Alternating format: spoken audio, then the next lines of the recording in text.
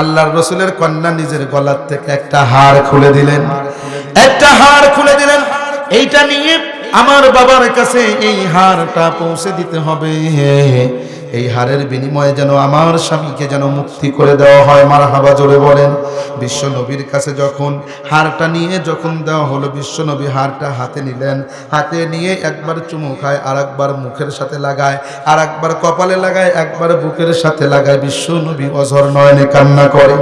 সাহাবায়ে কেরাম ডেকে বলে, ইয়া রাসূলুল্লাহ, আরো তো অন্য কাফেরের অনেক বস্তুই তো আপনি পেলেন, কিন্তু কোনোটা দেখে কান্না করেন না। এই হারটা দেখে আপনি কি জন্য কান্না করতেছেন গো নবী, এর কারণটা কি? বিশ্বনবী ডেকে ডেকে বলতেছে, ও সাহাবায়ে কেরাম, এই হারটা দেখে বিশেষ একজন মানুষের কথা আমার স্মরণ হয়েছে, যার কথাটা মনে করে আমি কান্না করতেছি। বলে সে কে? বলে সে অন্য কেউ নয়, আমার প্রিয়তমা স্ত্রী খাদিজাতুল কুবরা। আমার খাদিজা এমন স্ত্রী ছিল, যেই খাদিজা আমি যখন হীরা গুহার ভিতরে যখন ধ্যানে মগ্ন থাকতাম, আমার খাদিজা সেই জায়গায় প্রত্যেকদিন খাবার নিয়ে নিয়ে উঠত। ও বাবারা, যারা হজ করেছেন তারা জানেন, হীরা গুহায় উঠতে হলে বর্তমান সরকার সুন্দর সিঁড়ির ব্যবস্থা করে দিয়েছেন, তারপরেও উঠতে গেলে অত্যন্ত কষ্ট, হাজিরা ভালো জানেন।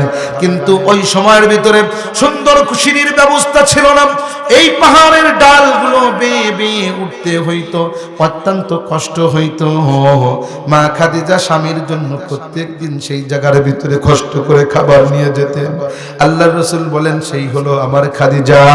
শুধু তাই নয়, আমি যখন খাদিজাকে বিয়ে করলাম, আমি ছিলাম নিঃস্ব গরিব। আমার খাদিজা মক্কার ভিতরে ধনাঢ্য নারী ছিলেন। এই মক্কার মানুষেরা খাদিজার ব্যাপারে কানা ঘোষা করতেছিল।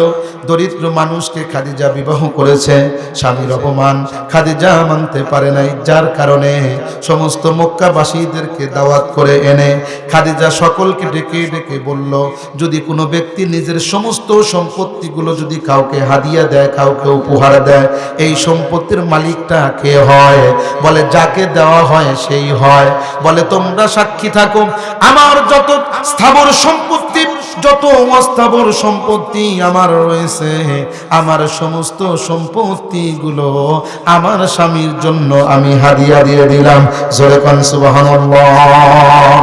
বন্ধুগণ আমার, মনোযোগ দিয়ে কথাটা শোনার চেষ্টা করবেন। দুনিয়ার মধ্যে আমরা নামাজ পড়ি, আরো অনেকে নামাজ পড়ে। সকলের নামাজ কি এক ধরনের হয়? বলে এক ধরনের হয় না। যার নামাজটা উত্তম হয়, তার নামাজটা ফেরেশতারা অতি সযত্নে নিয়ে যায়। কথা বলেন ঠিক কিনা? আর যার নামাজটা খারাপ হয়ে যায়, তার নামাজটা খারাপ হওয়ার কারণে যদি সঠিকভাবে যদি না হয়, ফেরেশতারা রুমাল দ্বারা পেঁচিয়ে তার মুখের উপরে মেরে দেয়। জোরে কন নাউজুবিল্লাহ। তাহলে নামাজ পড়তেও হবে উত্তম করে। কথা বলেন ঠিক কিনা? দ্বিতীয় নাম্বার কথা হলো, আপনি যদি দুনিয়ার ভিতরে যদি চলেন, মানুষের সাথে খারাপ আচরণও করা যায়, ভালো আচরণও করা যায়, সেই জায়গার ভিতরে আপনাকে ভালো আচরণটাই করতে হবে। আইয়ুকুম আহসানু আমালা, কার আমলটা অত্যন্ত সুন্দর হয়। ও বন্ধুগণ আমার, দুনিয়ার ভিতরে মানুষ লেনদেন করে, লেনদেনের ক্ষেত্রে আপনার আমলটা উত্তম হতে হবে। কথা বলেন ঠিক কিনা? আরেকটা কথা হলো, দুনিয়ার ভিতরে বিচার সালিশ আমাদের করতে হয়, বিচারের ক্ষেত্রেও আপনাকে উত্তম বিচারটাই করতে হবে, ন্যায় বিচারটা করতে হবে। আপনি যদি ন্যায় বিচার না করে যদি অন্যায় আচরণ করেন, অন্যায় বিচার যদি আপনি করেন, তাহলে আপনার কাজটা ভালো হবে না।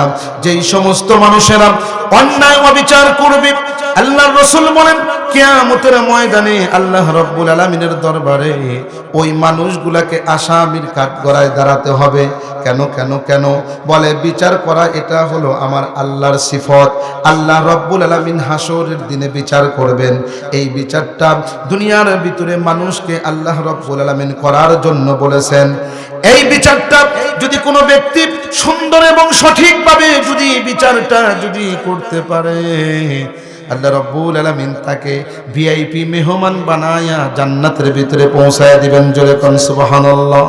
আর যদি কেউ বিচারের নামে যদি অবিচার করে, অন্যায় করে, প্রহসনের বিচার যদি তারা করে, কিয়ামতের ময়দানে আল্লাহ রাব্বুল আলামিন তাদেরকে জাহান্নামে নিক্ষেপ করবেন। জোরে কোন নাউজুবিল্লাহ। আমাদের বিচার হলো নিজের মানুষের জন্য এক বিচার এবং অন্যের জন্য আলাদা বিচার আমরা করি, অথচ ইসলাম কিন্তু সেটা শিক্ষা দেয় না। আল্লাহ রাব্বুল আলামিন পবিত্র কোরআনে কারীমের ভিতরে বলেন, ইন্নাল্লাহা ইয়া'মুরু বিল আদল, তোমরা সন্যায় বিচার করো। ন্যায় বিচার করার জন্য আমার আল্লাহ আদেশ পর্যন্ত করেছেন। নিজের জন্য এক বিচার করা যাবে না, অন্যের জন্য আরেক বিচার করা যাবে না। অন্যের জন্য যেই বিচারটা আপনি করবেন, নিজের জন্য সেই বিচারটাই করতে হবে। কথা বলুন ঠিক কিনা? কিন্তু বর্তমান আমাদের অবস্থা ভিন্ন। কথা কোন ঠিক কিনা? আমাদের অবস্থা একদম ভিন্ন। কিভাবে? এলাকার ভিতরে ছাগল চুরি হয়েছে। কি চুরি হয়েছে? ছাগল চুরি হয়েছে। মাতবারের কাছে বিচার নিয়ে আসছে, মাতবার সাহেব আমাদের একটা ছাগল চুরি হয়েছে। ছাগল চোর ধরতে পারছো? বলে হ্যাঁ। এলাকার ভিতরে যে ভ্যান চালায় গরিব মানুষ, সেই ভ্যান চালকের ছেলে ছাগল চুরি করছে। মাতবার এইবার বিচার দেখাবে। এত বড় সাহস! আমার এলাকায় ছাগল চুরি! বিচার হবে অত্যন্ত কঠিন। লোকজনকে ডাকছেন, ডাকার পরে বলতেছে, ব্যানালার পোলা কই? দাঁড়াও। দাঁড়াইছে। তুমি ছাগল চুরি করেছো, এত বড় সাহস তোমার! তুমি ছাগলের জরিমানা তো দিবেই দিবে, সাথে 10টা জুতার বাড়ি তোমাকে খেতে হবে। আয় 10টা জুতার বাড়ি দাও। এইবার ছাগল যে চুরি করছে ব্যানালার পোলা, তারে যখন 10টা জুতার বাড়ি দিতে গেছে, ব্যানালার পোলা ডাক দেয়, মাতবার সাহেব থামেন। কি হয়েছে? বলে, ছাগল আমি একলা চুরি করি নাই, আপনার ছেলেও সাথে ছিল। দেখছেন নি কারবার? যখন দেখছে আমার ছেলেও সাথে ছিল, তখন আমার ছেলেকে জুতার বাড়ি মারা মানে তা আমিও খাইলাম। তখন চিন্তা করতেছে বিচার তো ঘুরাইতে হয়। এই ছাগল খাইছে কার রে? মাতবার সাহেব আমার। আত্মাটা একটু বড় কইরো, দিলটা একটু বড় কইরো। একটা ছাগল খাইছে এর জন্য বিচার ডাকছো, না জানি কি হয়েছে।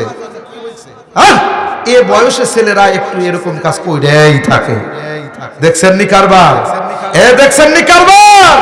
এমন বিচার যদি আপনি করেন, আল্লাহর আদালতে আসামির কাজ করায় দাঁড়াতে হবে। কথা বলুন ঠিক কিনা?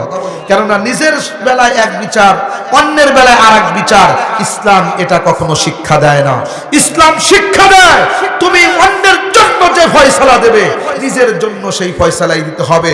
হক ফয়সালা দিতে গিয়ে সে যদি আমার বাবাও হয়, সে যদি আমার দাদাও হয়, সে যদি আমার চাচাও হয়, এমনকি কলিজার টুকরা সন্তানও যদি হয়, রায় পরিবর্তন করা যাবে না। ইসলামের হক বিচারটাই করতে হবে। কথা বলুন ঠিক কিনা? সম্মানিত হাজিরিন, এই কথাটা যদি আমি বুঝাইতে চাই আপনাদেরকে, তাহলে আমাকে হাদিস শরীফের ভিতরে যেতে হবে। একটা হাদিসের কথা বলে আপনাদেরকে বুঝাইতে হবে আল্লাহর রাসূল কেমন বিচার করেছেন, নিজের বেলায় কি বিচার এবং অন্যের বেলায় কি বিচার। এই ইসলাম ধর্মটা আমরা পেয়েছি, এমনি এমনি পাই নাই। এই ইসলাম ধর্মটা আল্লাহর রাসূল সাল্লাল্লাহু আলাইহি ওয়াসাল্লাম কষ্ট করে আমাদের জন্য এনেছেন। উহুদের ময়দানে দান পর্যন্ত শহীদ করেছেন। কথা বলেন ঠিক কিনা? তায়েফের ময়দানে আল্লাহর রাসূল নিজের শরীরের রক্ত ঝরিয়েছেন। বদরের প্রান্তে বিশ্বনবী সশরীরে গিয়েছেন। বদরের যুদ্ধে আল্লাহর রাসূল যখন গিয়েছেন, মুসলমানের সংখ্যা হলো 313 জন, মতান্তরে 314 জন।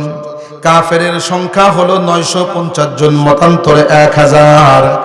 আপনারাই বলুন তো 313 জন কি কখনো 1000-এর সাথে কুলিয়ে উঠতে পারে? বলে পারে না, অত্যন্ত কষ্টকর এবং কঠিন। কিন্তু আল্লাহর রাসূল সিজদায় পড়ে গেলেন। বিশ্বনবী আল্লাহর কাছে সিজদায় পড়ে গিয়ে চোখের পানি ফেলিয়ে ফেলিয়ে কান্না করতেছেন। বিশ্বনবী আল্লাহকে ডাক দিয়ে বলে, আল্লাহ রব্বুল আলামিন, আল্লাহ আপনি যদি এই বদরের মুসলমানদেরকে যদি বিজয় না দান করেন, তাহলে আল্লাহ বললে ওয়ালা পৃথিবীর মধ্যে আর কেউ থাকবে না। আকাশের মালিক আল্লাহ, আপনি এই মুসলমানদেরকে বিজয় দান করেন রব্বুল আলামিন। আমি আপনার কাছে দোয়া করতেছি, আল্লাহ রসুলের দোয়া কি কখনো মিট যাইতে পারে? কথা বলুন, পারেন? আল্লাহ রসুল যখন দোয়া করলেন, আমার আল্লাহ রব্বুল আলামিন বিশ্ব নবীর দোয়াকে কবুল করলেন। এমন ভাবে কবুল করলেন, বদরের যুদ্ধের ভিতরে আমার আল্লাহ রব্বুল আলামিন আকাশ থেকে ফেরেশতা নাজিল করে বিজয় দান করলেন। আকাশ থেকে ফেরেশতা নামায় বিজয় দান করলেন। এমন বিজয়, কাফেরদের ভিতর থেকে 70 জন কাফের নিহত হয়ে গেল এবং 70 জন কাফেরকে মুসলমানেরা বন্দী করে গ্রেফতার করে তারা মদিনার ভিতরে নিয়ে আসলো। মারহাবা, জোরে কোন, আর একটু জোরে কোন না মারহাবা। আল্লাহ রাসূল সাল্লাল্লাহু আলাইহি ওয়াসাল্লাম এই বন্দীদেরকে এক একজন সাহাবীর বাড়িতে ভাগ করে দিলেন। এই একজনকে তুমি নাও, দুইজনকে তুমি নাও, এরকম ভাবে রাখবেন। আল্লাহ রাসূল যখন দিয়ে দিলেন, দেওয়ার পরে বিশ্ব নবী রাত্রি বেলায় আর ঘুমান না, কান্না করতেছেন। সাহাবায়ে কেরাম ডেকে ডেকে বলতেছেন, ইয়া রাসূলুল্লাহ, ইয়া হাবিবাল্লাহ, হুজুর আপনি কি জন্য কান্না করতেছেন? আপনার মায়ের কথা কি মনে পড়েছে নাকি? বিশ্বনবী ডেকে ডেকে বলতেছেন, ও সাহাবীরা, মায়ের কথা মনে পড়লে কান্না হওয়াটা স্বাভাবিক, কেননা ছোট্ট অবস্থায় রেখে আমার মা দুনিয়া ছেড়ে বিদায় নিয়েছে। আমার দাদা আমাকে আরো ছোট্ট অবস্থায় রেখে দুনিয়া ছেড়ে বিদায় নিয়েছে। আমার আব্বা তো আমার জন্মের পূর্বেই চলে গিয়েছে। মা বাবার কথা মনে হলে অন্তরের ভিতরে কষ্ট লাগে, ঠিক আছে, কিন্তু আজকে এই গভীর রজনীতে আমি আমার মা বাবার জন্য কান্না করি না, বিশেষ একটা কারণে আমি কান্না করতেছি। আল্লাহ রাসূল সাল্লাল্লাহু আলাইহি ওয়াসাল্লাম কি এবার সাহাবীরা জিজ্ঞাসা করলেন, ইয়া রাসূলুল্লাহ, ইয়া হাবিবাল্লাহ, কি জন্য কান্না করেন, এটা কি বলা যাবে নাকি? বিশ্বনবী বললেন, ও সাহাবীরা, আমি আজকে মা বাবার জন্য কান্না করি না, তবে আমি কান্না করতেছি পাশের রুমে আমার আপন চাচা আব্বাস কান্না করে। এই কারণে আমার চাচা আব্বাস রাদিয়াল্লাহু তাআলা আনহু, যিনি পরবর্তীতে মুসলমান হয়েছিলেন, কিন্তু ওই সময় পর্যন্ত বদরের যুদ্ধে বিশ্ব নবীর বিপক্ষে, মুসলমানদের বিপক্ষে, কাফেরদের পক্ষ হয়ে তিনি যুদ্ধ করার জন্য এসেছিলেন। আর 70 জন যে গ্রেফতার হয়েছিল তার ভিতরে আব্বাস রাদিয়াল্লাহু তাআলা আনহু একজন। তেনার শরীরের পোশাকগুলো খুলে নেওয়া হয়েছে। তিনি অত্যন্ত ধনাঢ্য সাহাবী ছিলেন, ধনাঢ্য ব্যক্তি ছিলেন, এত ধনী ছিলেন, কিতাবের ভিতরে লেখে আব্বাস রাদিয়াল্লাহু তাআলা আনহুর জামার বুতামগুলো ছিল স্বর্ণের বুতাম। যার শরীরের বুতামগুলো, জামার বুতাম স্বর্ণের হয়, আপনারাই বলুন ধনী মানুষ না গরিব মানুষ? ধনী মানুষ। কিন্তু তার শরীরের জামাটা খুলে নেওয়া হয়েছে এবং আব্দুল্লাহ ইবনে উবাই ইবনে সালুলের জামাটা পরিধান করে দেওয়া হয়েছে। তিনি তো সর্বদা আরাম আয়েশের ভিতরে থাকেন। যখন ঘরের ভিতরে বন্দি করে রাখা হয়েছে, কষ্ট সহ্য হচ্ছে না, ধনী মানুষ তো কান্না করতেছেন। ওই কান্না শুনে পাশের রুম থেকে বিশ্ব নবীও কান্দে। মারহাবা, জোরে কোন। আল্লাহ রাসূল কান্না করতেছেন। বলুন তো কোন সাহাবীকে বিশ্ব নবীর কান্না কি সহ্য করতে পারে? সাহাবায়ে কেরাম ডেকে ডেকে বলতেছেন, ইয়া রাসূলুল্লাহ, ইয়া হাবিবাল্লাহ, আপনার চাচার কারণে যেহেতু আপনি কান্না করতেছেন, তাহলে আমরা আপনাকে বলি, আপনার চাচাকে কি ছেড়ে দেওয়া যায় না?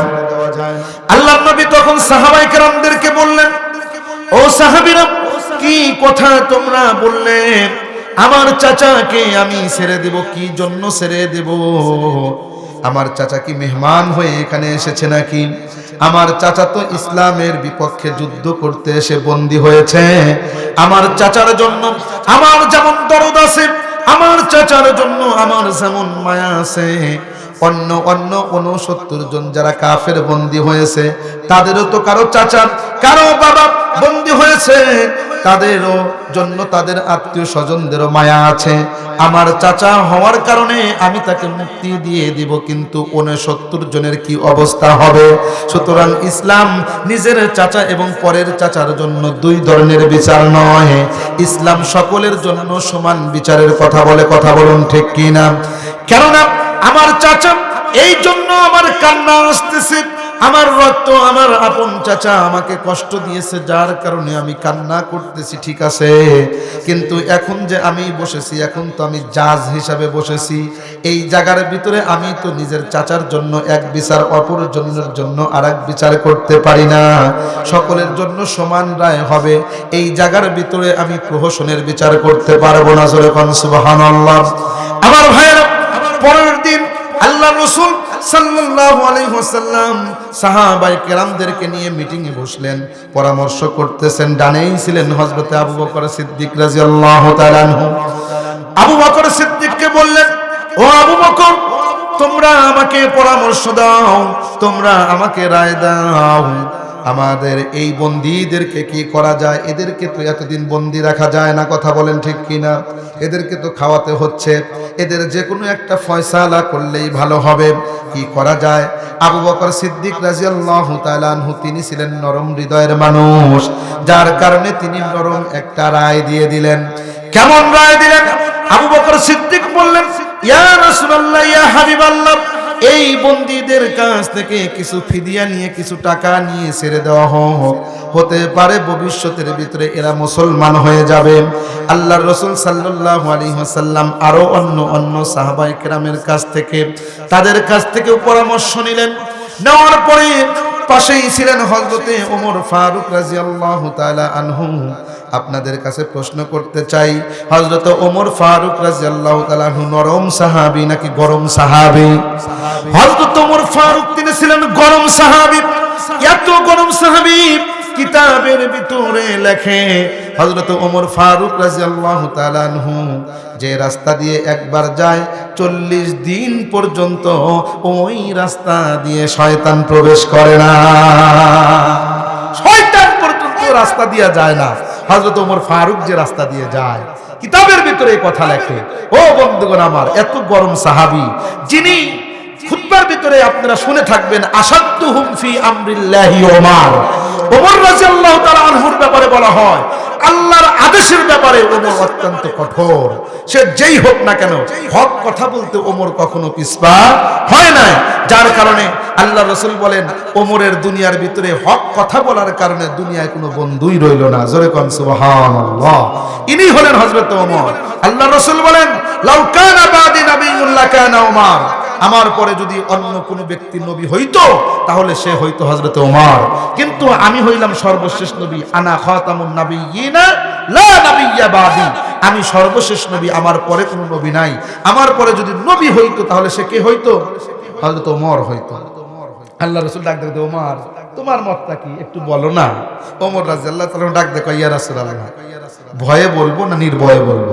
ওমর, নির্ভয়ে বলো, কোনো অসুবিধা নেই, বলো, তোমার যেটা মত হয় সেটাই বলো। ইয়া রাসূলুল্লাহ, এই লোকগুলা কার জন্য যুদ্ধ করতে আসছে? কিসের জন্য আসছে?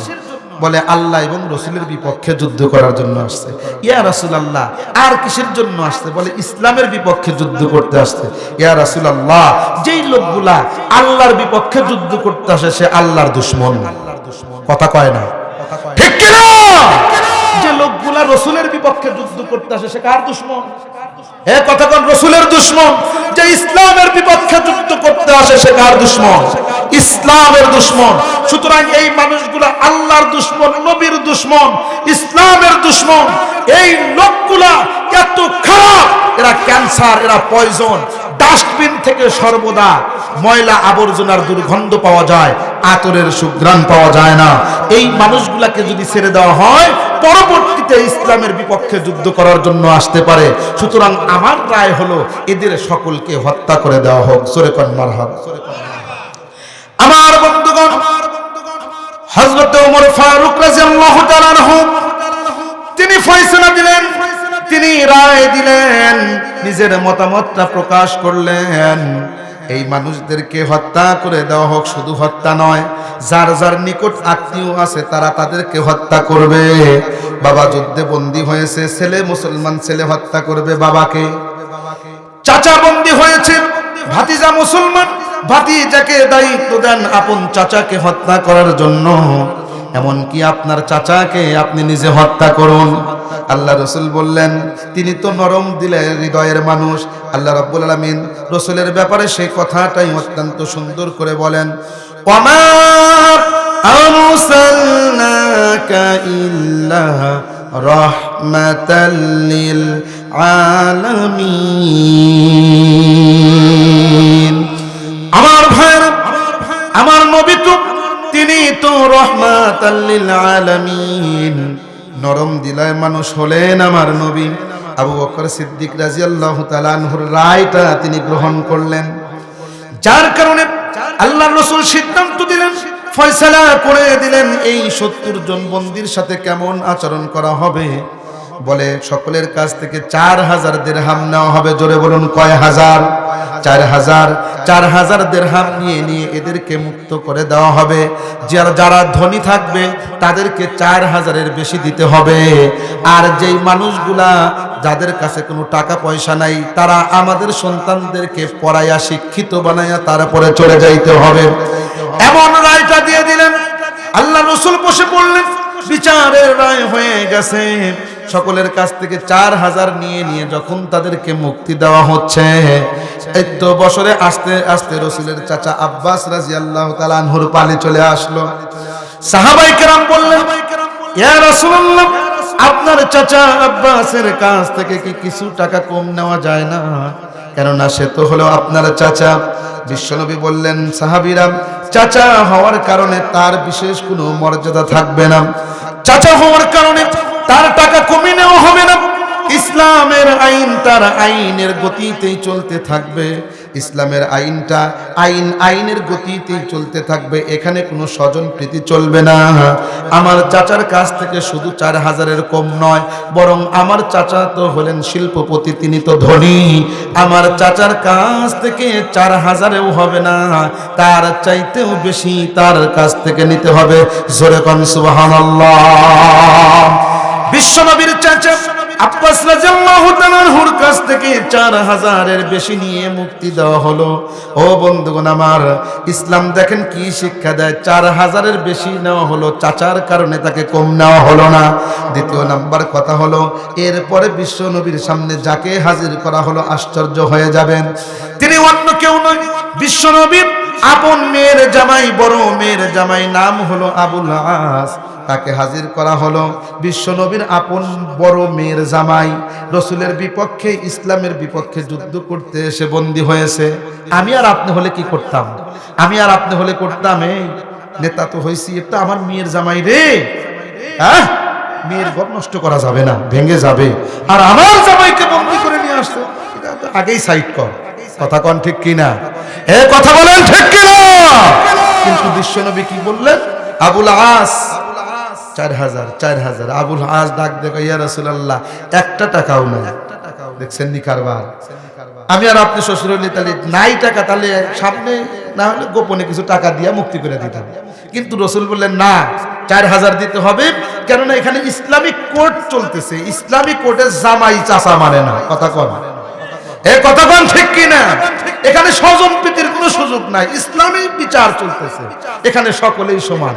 ইনসাফ কি জিনিস, সে কথাই আমি হাদিস থেকে আপনাদেরকে বোঝাচ্ছি। আল্লাহ রাসূল বললেন 4000 দাও।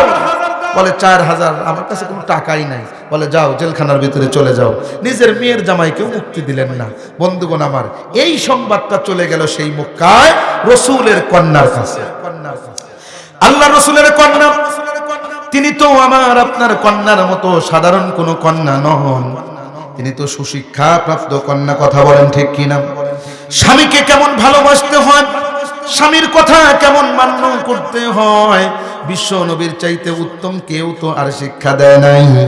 একটা হাদিসের ভিতরে এসেছে, আল্লাহর রাসূলের এক কন্যা রুকাইয়া রাদিয়াল্লাহু তাআলা আনহা স্বামীর সাথে অভিমান করে বিশ্ব নবীর বাড়িতে যখন তিনি চলে আসলেন, আল্লাহর রাসূল বললেন, ও মা রুকাইয়া, জামাইকে তো দেখি না সাথে। বলে, আব্বা জান, আপনার জামাইয়ের সাথে আমার একটু ঝগড়া হয়েছে, অভিমান হয়েছে, যার কারণে অভিমান করে আমি তাকে রেখে এই বাড়িতে, আমার বাবার বাড়িতে চলে এসেছি।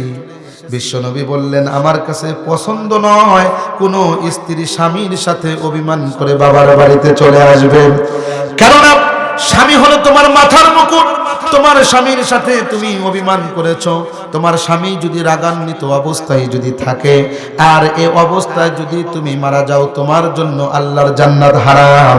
আমি রাসূল তোমার জন্য জানাজা করব না, তোমাকে কিয়ামতের ময়দানে সুপারিশ করব না। যাও যাও, চলে যাও, স্বামীর সংসারে চলে যাও। ও বন্ধুগণ আমার, মনোযোগ দিয়ে কথাগুলো শোনার চেষ্টা করবেন। আল্লাহ রাসূল সাল্লাল্লাহু আলাইহি ওয়াসাল্লাম এমন শিক্ষাটা দিলেন, দুনিয়াবাসীর এই শিক্ষাটা গ্রহণ করা উচিত। কেননা আমাদের কন্যারা রাগ করে যদি চলে আসে, আমরাও যদি এমন শিক্ষা যদি কন্যাদেরকে যদি দেই, তাহলে ফ্যামিলির ভিতরে ডিভোর্সের সংখ্যা কমে যাবে। কথা বলুন ঠিক কিনা? ডিভোর্সের সংখ্যা কমে যাবে। সামান্য কথা কাটাকাটি হতেই পারে, সংসারের ভিতরে হতেই পারে। সামান্য একটু জামাই বউ কথা কাটাকাটি হয়েছে, মা ওরে ফোন দিয়ে কয়, মা ও ডাক দিয়ে কয়, ওই গোলামের পুত্রে আমি দেখাসার তুই বাসায় চলে আয়। চলে আসলে পরে আস্তে আস্তে 1 মাস 2 মাস যাইতে যেতে বিচার করতে করতে ডিভোর্স। কথা কন ঠিক কিনা? অবাস্তব কথা বললাম? যদি মা যদি বাবা যদি সকলেই যদি তাকে বুঝাইতো, মা এরকম হয়, আমাদেরও হয়, মা সংসার করো, জামাইকে ডেকে নিয়ে এসে তাকেও যদি বুঝায়, বাবা এ তো আমার মেয়ে ছোট মানুষ, একটু মানায় মনে আসলো বাবা, সুন্দর করে যদি আবার যদি পাঠায় দেয়, সুখের সংসার হতে বাধ্য। কথা বলুন ঠিক কিনা? আল্লাহ রাসূলের কন্যা হযরত যায়েনব রাদিয়াল্লাহু তাআলা আনহা, তিনি যখন নিজের স্বামীর বন্দির কথা যখন তিনি শুনলেন, এখন কি করবেন? তিনি বাবার কাছেও গেলেন না। চিন্তা করলেন, আমি যদি বাবার কাছে যাই বাবা অপমানিত হবে। কেননা বাবা তো ইসলামী কোর্টের জজ হিসাবে তিনি রায় দিয়েছেন, বাবার রায়ের উপরে আমরা কোনো কথা বলতে পারবো না। আমার আর আপনার মেয়ে হলে বাবার কাছে এসে বলতো, তোমারই তো মেয়ের জামাই ছাড়াইয়া দাও, মেয়ের ঘর কি ভাঙবে নাকি? ও বন্ধুগণ আমার, আল্লাহর রাসূলের কন্যা নিজের গলার থেকে একটা হাড় খুলে দিলেন, একটা হাড় খুলে দিলেন। এইটা নিয়ে আমার বাবার কাছে এই হাড়টা পৌঁছে দিতে হবে। এই হারের বিনিময়ে যেন আমার স্বামীকে যেন মুক্তি করে দেওয়া হয়। মারহাবা, জোরে বলেন। বিশ্ব নবীর কাছে যখন হারটা নিয়ে যখন দেওয়া হলো, বিশ্ব নবী হারটা হাতে নিলেন, হাতে নিয়ে একবার চুমু খায়, আর একবার মুখের সাথে লাগায়, আর একবার কপালে লাগায়, একবার বুকের সাথে লাগায়। বিশ্ব নবী অঝর নয়নে কান্না করে। সাহাবায়ে কেরাম ডেকে বলে, ইয়া রাসূলুল্লাহ, আরো তো অন্য কাফেরের অনেক বস্তুই তো আপনি পেলেন, কিন্তু কোনোটা দেখে কান্না করেন না। এই হারটা দেখে আপনি কি জন্য কান্না করতেছেন গো নবী? এর কারণটা কি? বিশ্বনবী ডেকে ডেকে বলতেছে, ও সাহাবায়ে কেরাম, এই হারটা দেখে বিশেষ একজন মানুষের কথা আমার স্মরণ হয়েছে, যার কথাটা মনে করে আমি কান্না করতেছি। বলে সে কে? বলে সে অন্য কেউ নয়, আমার প্রিয়তমা স্ত্রী খাদিজাতুল কুবরা। আমার খাদিজা এমন স্ত্রী ছিল, যেই খাদিজা আমি যখন হীরা গুহার ভিতরে যখন ধ্যানে মগ্ন থাকতাম, আমার খাদিজা সেই জায়গায় প্রত্যেকদিন খাবার নিয়ে নিয়ে উঠত। ও বাবারা, যারা হজ করেছেন তারা জানেন, হীরা গুহায় উঠতে হলে বর্তমান সরকার সুন্দর সিঁড়ির ব্যবস্থা করে দিয়েছেন, তারপরেও উঠতে গেলে অত্যন্ত কষ্ট, হাজিরা ভালো জানেন। কিন্তু ওই সময়ের ভিতরে সুন্দর সিঁড়ির ব্যবস্থা ছিল না, এই পাহাড়ের ডালগুলো বেয়ে বেয়ে উঠতে হইতো, অত্যন্ত কষ্ট হইতো। মা খাদিজা স্বামীর জন্য প্রত্যেক দিন সেই জায়গার ভিতরে কষ্ট করে খাবার নিয়ে যেতেন। আল্লাহর রাসূল বলেন, সেই হলো আমার খাদিজা। শুধু তাই নয়, আমি যখন খাদিজাকে বিয়ে করলাম, আমি ছিলাম নিঃস্ব গরিব। আমার খাদিজা মক্কার ভিতরে ধনাঢ্য নারী ছিলেন।